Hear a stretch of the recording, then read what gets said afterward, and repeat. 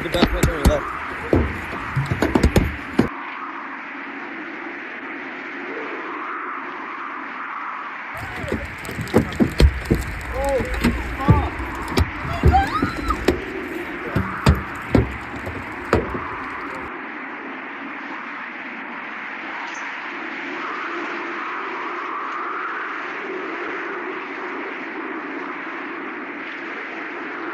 Fiona's status was downgraded from a hurricane to a tropical storm. Such weather events are rare in Canada, and police said that the storm was like nothing were ever seen. The army was sent to Nova Scotia to help with the cleanup. Butterfly province were hit by torrential rain and winds of up to 116 km/h, causing widespread flooding and leaving hundreds of thousands of people without power. Prime Minister Trudeau said the military will be deployed in Nova Scotia, adding, "If there anything the federal government can do to help, we'll be there." Power companies have warned that it could take days to restore power as wind speed remained too high to begin work to donate power lines. Strong hurricanes are rare in Canada, as storms usually lose their energy when they enter colder waters to north and instead become post-tropical. Fiona already wreaked havoc in Puerto Rico and the Dominican Republic earlier this week, with many still without power or water. Florida also faces a hurricane threat, a tropical storm strengthened as it moved over the Caribbean on Saturday. It may approach Florida early next week as a powerful hurricane.